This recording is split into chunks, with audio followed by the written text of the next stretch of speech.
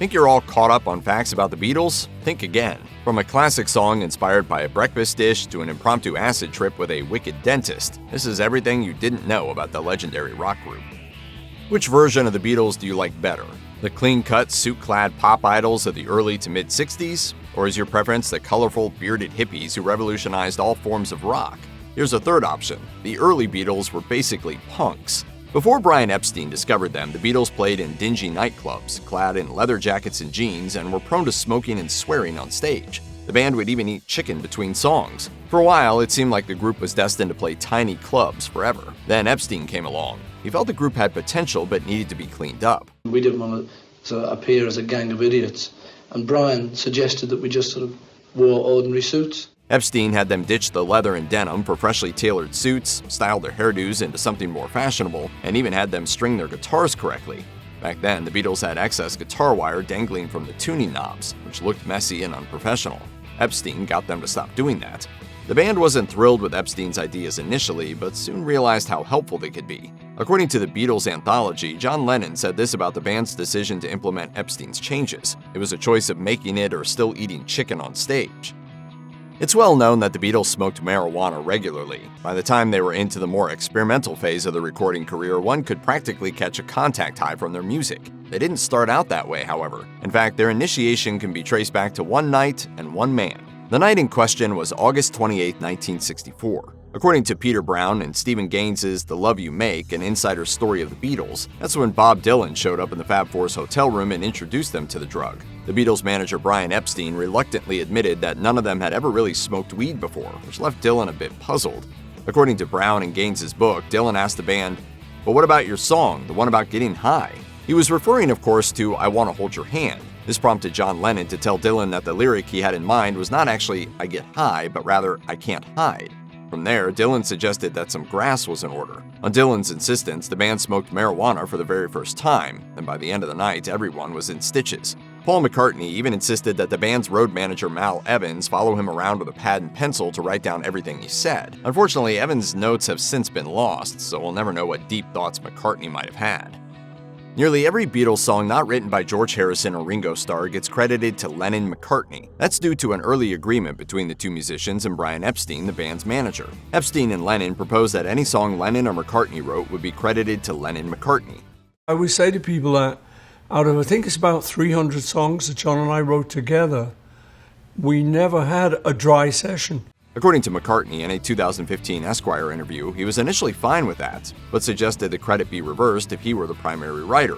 Epstein and Lennon supposedly agreed, but it never happened. Ultimately, any song they wrote, including songs with one writer, got the same Lennon-McCartney credit. Sometimes McCartney seems fine with the arrangement, as he told Esquire, "It's a good logo, like Rodgers and Hammerstein. Hammerstein and Rodgers doesn't work." Other times he's irked by being the second guy in the name, particularly on songs like Yesterday, which McCartney wrote entirely by himself. Furthermore, in the digital era, McCartney's name often gets cut from public view. He explained to Esquire, "What starts to happen is a song by John Lennon and, you know how on your iPad there's never enough room? So it's kind of important who comes first." McCartney also told Esquire he tried to get his alternating credits idea going after the band broke up. Yoko allegedly said yes, but then backtracked for unexplained reasons. Decades later, we're not likely to see McCartney-Lennon on anything official anytime soon.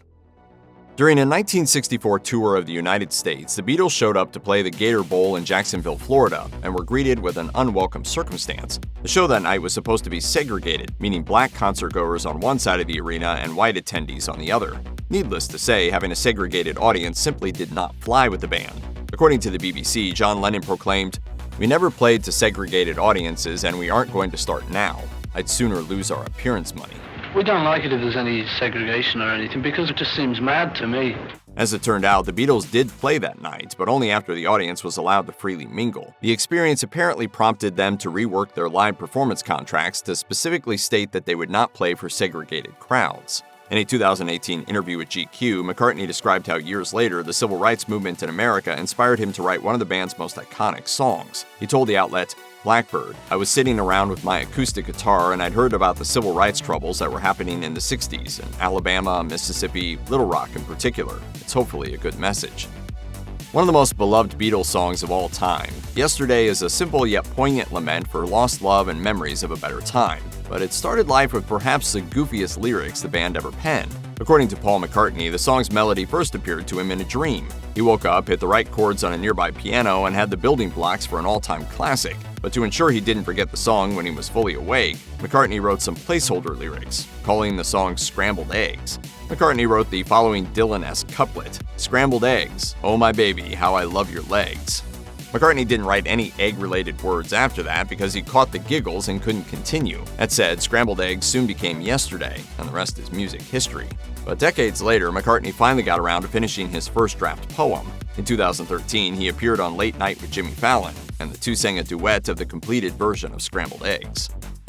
The Beatles are closely associated with LSD, but it wasn't a fellow rock star who introduced the drug to the band. In fact, the first time the band did LSD, it was because of a dentist. As the band recounted in the Beatles anthology, in 1965, John Lennon, George Harrison, and both of their girlfriends were having dinner with a friend that Harrison called a wicked dentist. Without their knowledge or consent, the dentist slipped LSD into their coffee. Harrison felt the dentist had sexual adventures in mind and wanted them all in the right good mood for an orgy. But they had places to go and skipped out. Later, they started feeling the drug's effects. As Harrison recalled in the Beatles anthology, it was something like a very concentrated version of the best feeling I'd ever had in my whole life. It was fantastic. I felt in love, not with anything or anybody in particular, but with everything. Everything was perfect in a perfect light. Later, on the drive home, Lennon recalled freaking out over a red light he thought was a fire, while Harrison remembered concentrating on driving only 18 miles per hour. Once home, Lennon decided that Harrison's home was a submarine and he was piloting it.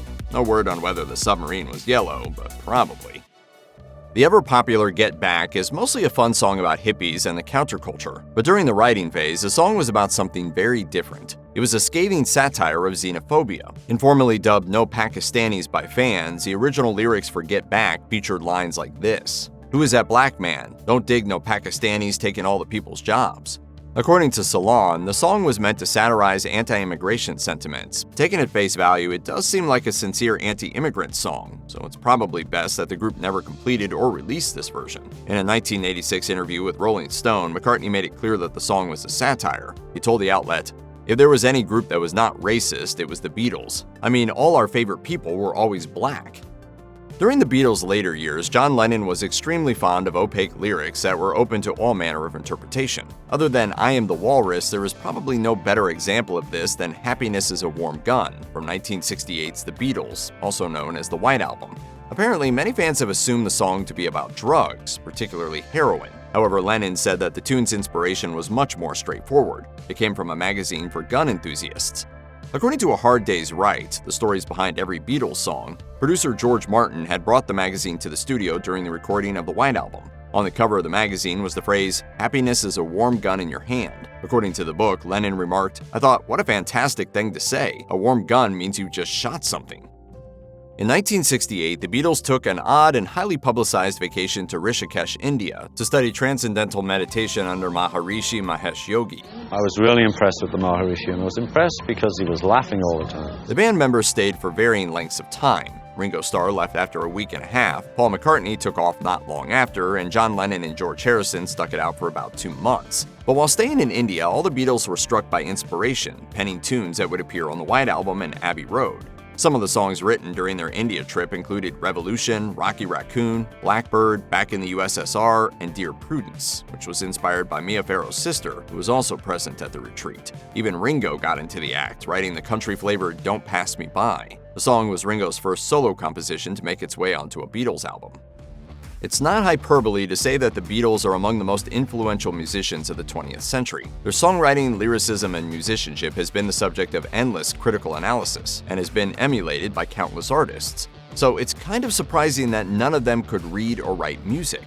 This was disclosed by John Lennon in his 1980 interview with Playboy when he was asked to give his opinion about Ringo Starr's musicianship. Lennon praised the musical contributions of Starr, calling him a damn good drummer, before adding that none of the band members were technical geniuses on their instruments. Lennon told the outlet, "None of us are technical musicians, none of us could read music, none of us can write it. But as pure musicians, as inspired humans to make the noise, Paul and Ringo are as good as anybody." The Beatles famously stopped touring at the height of their popularity in 1966, thus allowing them to focus solely on writing and recording. There was, however, still a demand for them to appear on television to promote those recordings, something no one in the band wanted to do. Speaking with the New York Times in 2015, Ringo Starr described the solution to this problem. He told the newspaper, "We did come to the solid thought, well, we can't be everywhere, so we made these little movies and sent them out." These little movies were then known as promotional films, but today they would be recognized as music videos, an art form that the Beatles helped pioneer. Many of their early clips, such as the shorts for Help and I Feel Fine, were exceedingly simple. Later, though, the Beatles' promo films would come to match the artistry of their music. In particular, the clips for Penny Lane and Strawberry Fields Forever were wildly innovative for their time. After a frenetic editing period of just under 2 weeks, both clips were shown on the iconic British program Top of the Pops on February 15, 1967. Hence, the Beatles showcased the music video form well over a decade before MTV launched it into the popular consciousness. I want my MTV! The Fab Four may generally be considered a self-contained unit, but this was not necessarily the case. Sure, they occasionally employed studio musicians, but there were a couple of individuals who made such huge contributions to the band that they might have been considered an actual member. First and foremost was producer George Martin. As a Beatles producer, Martin's contributions went beyond indulging the band's more unconventional ideas through wild studio experimentation. Martin actually played piano and organ on a number of recordings, arranged the orchestral elements of tunes such as Yesterday, and arranged vocal harmonies on songs like Here, There, and Everywhere. Any discussion about a so-called fifth Beatle, though, wouldn't be complete without mentioning American singer, songwriter, and keyboardist Billy Preston, who played an integral role in the recording of the Beatles' final released album, Let It Be. Preston had been an acquaintance of the band since their Hamburg days and was invited to sit in during the album's recording by George Harrison. According to the CBC, Preston was described by his former manager Joyce Moore as the glue and glitter that held the band together during this period. For his contribution, Billy Preston became the only outside musician to ever receive credit on the liner notes of a Beatles album. You're in the group. When Eleanor Rigby appeared on the Beatles' 1966 album Revolver, a heartbreaking tune marked the band's starkest departure yet from their usual repertoire of poppy love songs. The tale of a lonely old woman who dies alone and is buried along with her name is probably among the saddest pieces of popular music ever written. It is also a very curious outlier among the band's discography, in that not a single Beatle actually played an instrument on it. For the track, producer George Martin enlisted 2 quartets of string musicians and took the lead in arranging the parts they would play. And it's no accident that the foreboding, eerie instrumentation is slightly reminiscent of the great composer Bernard Herrmann either. Martin has said that he was influenced by Herrmann's score for the 1966 film adaptation of Ray Bradbury's science fiction novel Fahrenheit 451. George Harrison and John Lennon sang backup on the tune, thus complementing Paul McCartney's mournful lead vocal. Meanwhile, Ringo Starr sat the recording out completely. Perhaps to make up for this, Eleanor Rigby was released as a double A-side single, backed by a song with a Starr lead vocal, Yellow Submarine.